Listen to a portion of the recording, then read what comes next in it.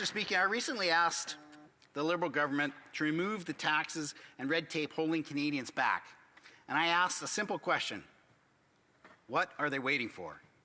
Sadly, what Canadians heard was an attempt by the government to blame everyone else for problems that they created.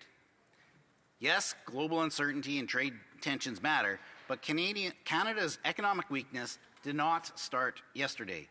For years, businesses across the country have been warning about rising taxes, endless regulatory delays, and inflation fueled by the Prime Minister's $78 billion deficit. Those decisions are made here in Ottawa. The fact speaks for themselves.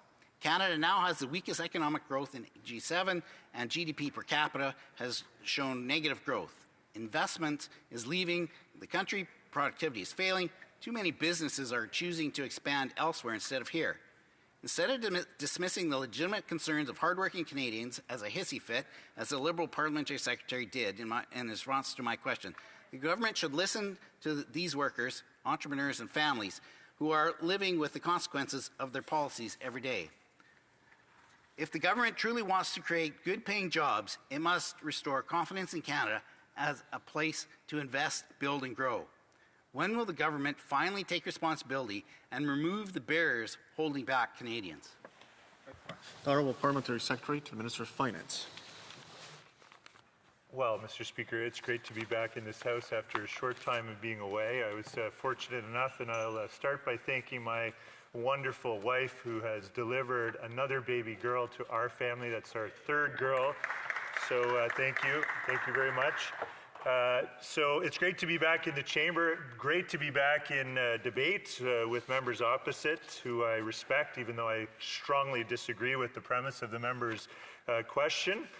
I would say in response to the member, I believe from Yellowhead, if I'm not mistaken, that our government is actually doing a lot of the things that he is calling for. So we've cut income tax by 1% on the lowest income tax bracket, which is saving families, dual income families, an average of $840 per year.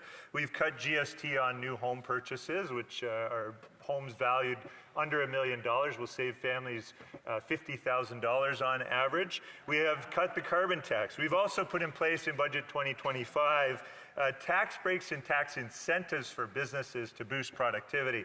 Bank of Canada Governor has come to committee and confirmed that those tax incentives, including the investment tax credits, but also all of the different capital investment tax breaks that we've offered to Canadian businesses are going to help boost productivity. And guess what? We're already seeing examples and signs within our economy that there is movement, that our manufacturing industries, for example, the purchase orders, there's the PMI, it's the Purchasing Managers Index, has been improving. It's at a 13-month high. We've seen foreign investment in Canada has surged to the highest level since 2007, with net investment in Canada exceeding net outflows by $17.4 billion. Also, Canada's dollar has become a top pick in the $9.5 trillion a day foreign exchange market. Canada is projected by the IMF to have the second strongest growth in the G7. Top economists in Canada actually had to revise their forecasts after Budget 2025, and they revised them up to show that there would be growth in the economy. Now, this is all in despite of being in a trade war, with tariffs obviously having a drag on the sales of our economy. Canada Pension Plan, which is world-class, just was announced to be the second in the world, so pretty impressive, I would say. Also, we've heard quite a lot from investors around the world who are looking at Canada as a place to invest their capital. So with FDI up as a measure, we can see that that is actually realizing itself.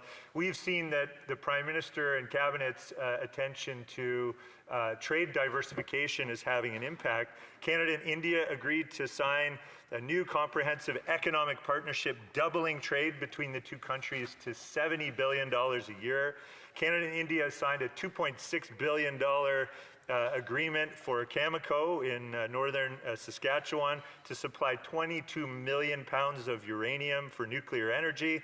Canada and India signed another strategic energy partnership focused on renewables, solar, wind, hydrogen, and battery storage.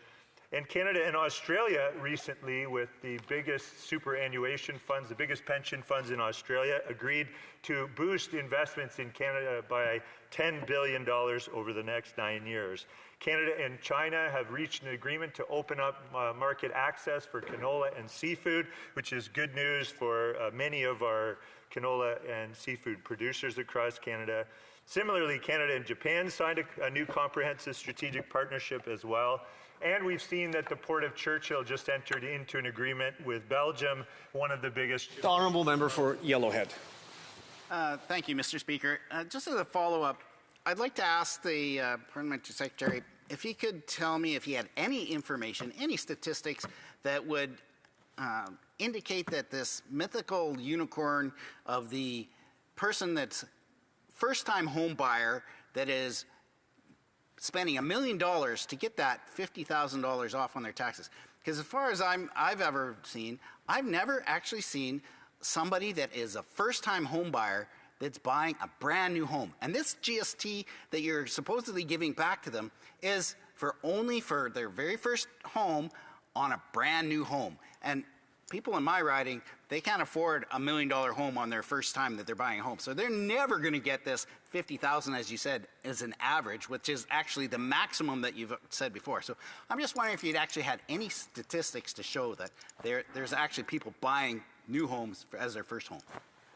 Before I recognize the Parliamentary Secretary, despite it being adjournment proceedings, the requirement is still to speak through the chair and not directly to the member, just as a reminder to the member for Yellowhead.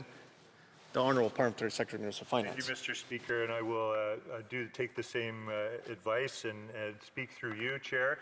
But to the member opposite, yes, I have members in my riding, families in my riding that are purchasing homes that are in the average of $700,000 to $800,000, which I admit is a high price for a new home, but it is the case in many parts of where I live in the GTA, Greater Toronto Area, and so cutting GST on new home purchases for homes under $1 million, which is what the policy is actually very beneficial, but it's not the only thing we've done, Mr. Speaker. We're also increasing housing supply through Build Canada Homes, and I'm sure I will get to talk more about housing with the next question, but we've reduced mortgage insurance by 25%. We've amortized mortgages over 30 years to decrease payments. We've offered tax-free home savings accounts for first purchase of homes. There's lots of things that all compound to make it easier for people to buy a home. The